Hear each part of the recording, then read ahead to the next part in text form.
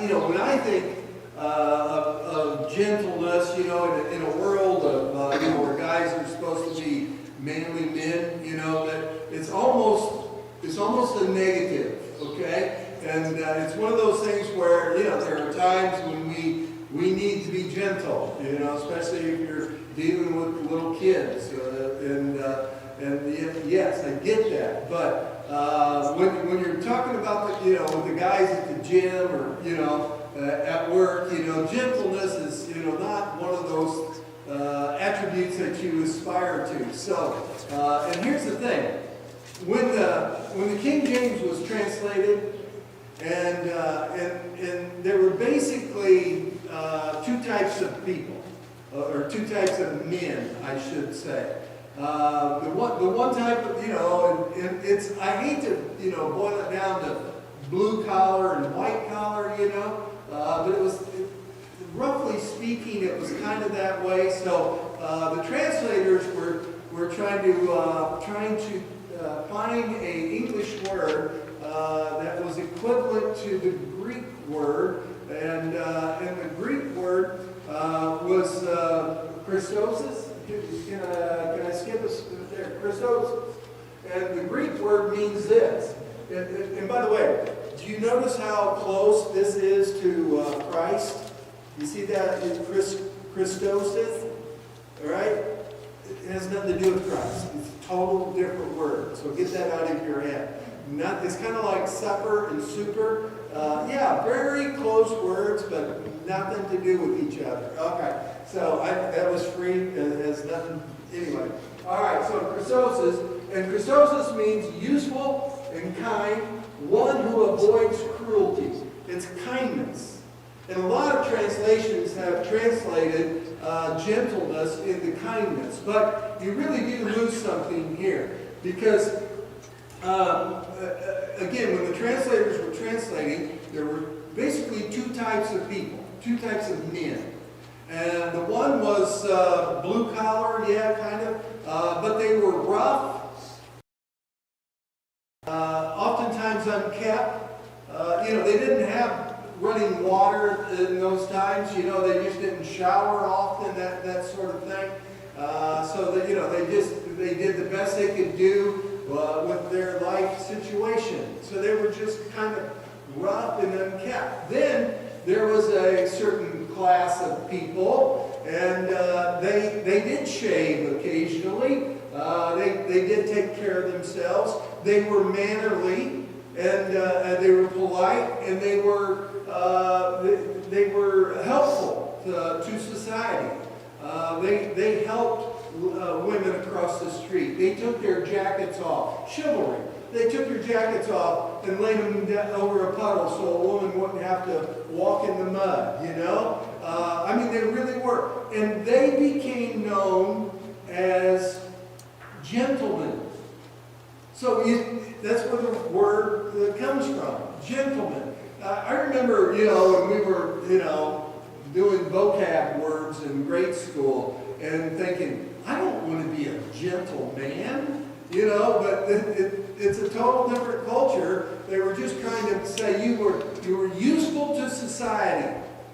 You were kind and you helped. You weren't crude and rude and so you were a gentleman. And by the way, when this country was founded, the United States was founded, they sent the pilgrims over here, and they had that rough winter where many of them died, right? Two classes of men, right? There was the rough, crude guys, and then there were the gentlemen.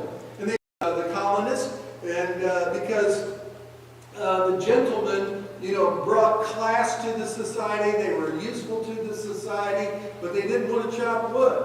And so gentlemen learned to work also. All right, so that was part of their usefulness. So the Greek word is more like the founding, the original gentle men, which meant basically useful. That slide again, please.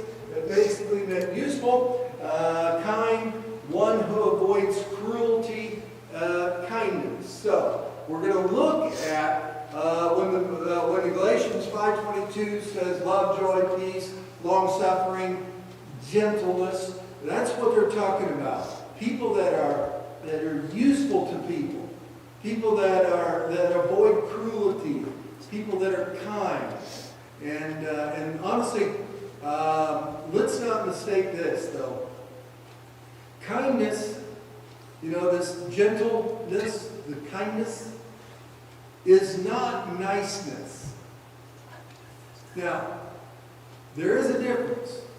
And you can be nice, but not useful. If you're really going to be kind, then the true definition here, when we're talking about gentleness, kindness, the definition, it needs to be useful. The kind thing may be to tell someone the truth. The nice thing may just be to ignore it and look the other way. But the kind thing may be, confronting an issue or a problem. That is the kind thing. Not calling people out on obvious problems that they have or obvious actions that are not going to end well. It might be nice not to say anything, but it might be kind to talk to them about it. All right? If we think of nice, okay, next screen there, if we think of nice, right, then it can be seen as tolerance. And if somebody's got a sin, somebody's going on, it might be nice not to, call them out on it, but then that is seen as tolerance. And if we tolerate people's poor actions, that's seen as consent. See, so and today you think, well, I need to be kind to someone. Yes, I know they're doing this or they're doing that, and I'm going to be kind to them, and it might be viewed as tolerance, and then that is viewed as consent. Then honestly, that's not kind. That's nice. And niceness, when you're dealing with someone's sin, or dealing with your sin, you just like, I'm okay with it, right? Then that's tolerance. And then when dealing with other people, I'm going to be nice to them and not say anything, and I'm just going to tolerate it, and then it's actually seen by them as consent. That's not useful. So, Jesus shows us what it's like to be kind. Okay?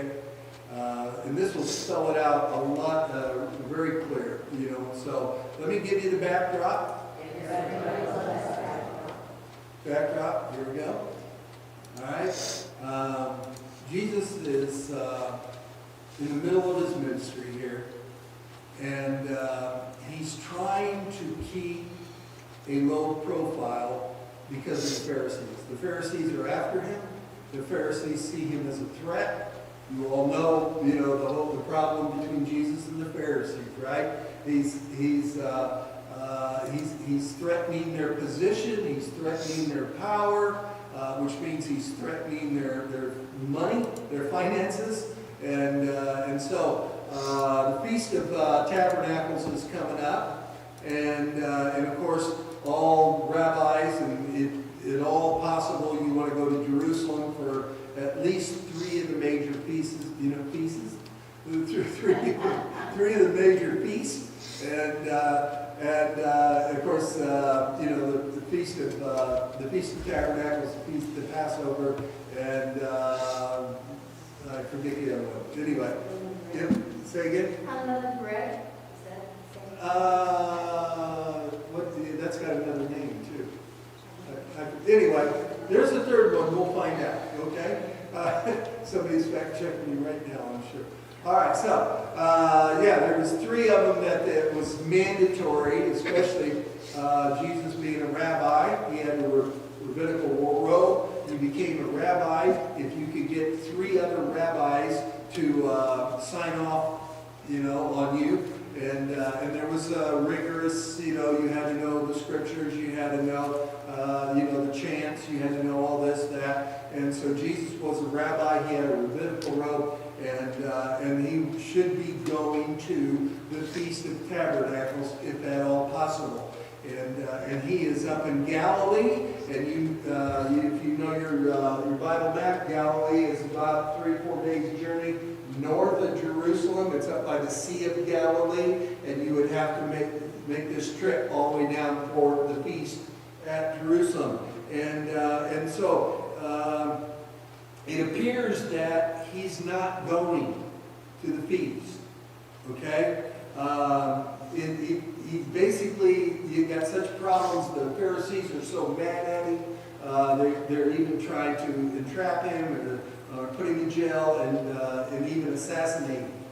So he does have a target on his back. So he says, you know what, you guys go ahead, I'm not going to the Feast of Tabernacles. His brethren, now this is not like, people in a synagogue, is church people. All right? His brethren, this is his brothers, the 4 brothers, are saying, well, if you are who you say you are, if you really are the Messiah, then go to the Feast of Tabernacles and tell them you're the Messiah. Just be plain about it. Because they didn't believe in him at that time. And now after the resurrection, when they saw their brother die on a cross, and then they saw him raised 3 days later, then they believed in him. But as his brethren were saying, you need to just go to the feast and have it out, and if you're the Messiah, you can wipe out the Pharisee. You just take it. And Jesus says, no, I'm not going to go. And so they all take off, and they're on their way. His entourage is on their way down to Jerusalem from the Sea of Galilee. Again, 3-4 day trip. All right, and then privately, Jesus heads to the Feast of Tabernacles. Traveling alone, he goes to Jerusalem.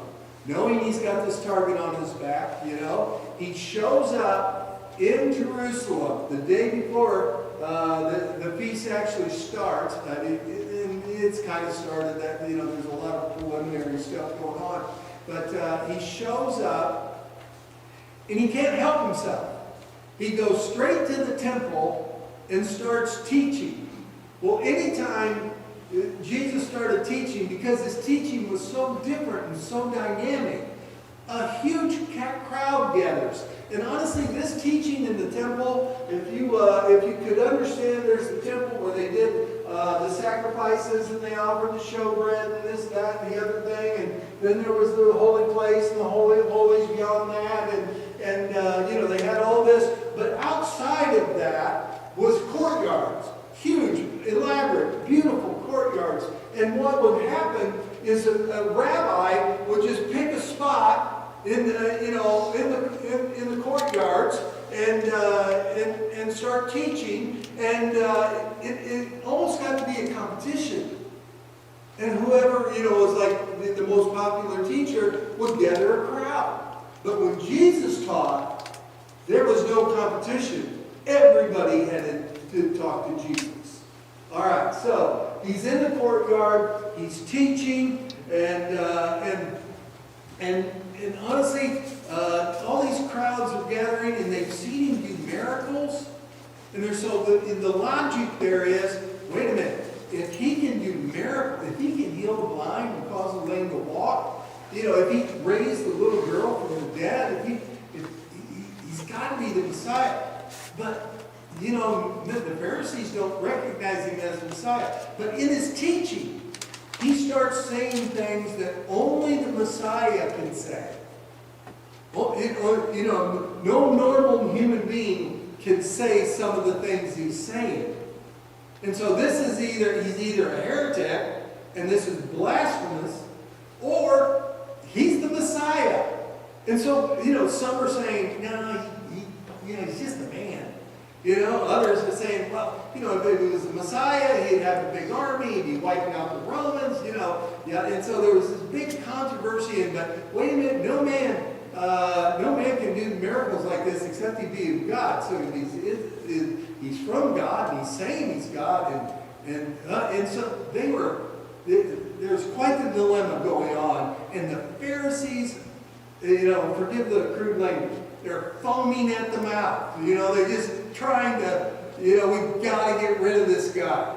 And so he quits teaching and he leaves for the night. And he spends the night in the Mount of Olives, in a garden up there. And that's where he spends the night. And so early the next morning, and we can only assume that, you know, his disciples have caught up with him by now. They would know when there's a huge crowd of people around one rabbi, they would know it had to be him. And so we can assume that he spent the night in the Mount of Olives in the Garden of Gethsemane there, and that night. But he gets up early in the morning and he returns to the temple. And honestly, the Pharisees have, you know, and I'm guessing here, the Pharisees have probably been up all night trying to plan, a plan of attack. How we're going to get to him. How we're going to entrap him. We've got to stop this. These huge crowds. We got to put an end to this. So, again, don't know, but I'm assuming they sat up all night discussing how to entrap Jesus in his words. And which, by the way, trying to entrap the Son of God with his words is a futile task, okay? Isn't going to happen. But they're trying, all right? So they set a trap. And so here it is in chapter 8, verse 9 of John, right? Jesus went up to the Mount of Olives, and early in the morning he came again to the temple, and all the people came unto him. They didn't go to this rabbi, they didn't go to that rabbi, they came to Jesus, okay? And could be upwards of 1,000 people. All right, so, and all the people came into him, and he sat down and taught. Somewhat unusual, okay? Not sure of the significance here, but most rabbis would get for lack of a better term, most rabbis would get a soapbox and stand on it. Okay, so he would be elevated above the crowd, and everybody could hear them. But Jesus sat down. I mean, he didn't need to elevate himself. He was God, all right? So he sat down and taught them. And the scribes and Pharisees brought unto him a woman taken in adultery. And when they had set her in the midst, okay? This is a woman taken in adultery. I just want to make a pause here. One of the reasons I'm confident this was a trap is because where's the dude? You know what I mean? Where is the guy? Why didn't they bring both of them? All right, so it's probably one of, anyway, never mind. Anyway, the woman taken in adultery, and when they set her in the midst, they say unto him, Master, that we say Rabbi, okay? This woman was taken in adultery in the very act. She was caught, there's no doubt about it.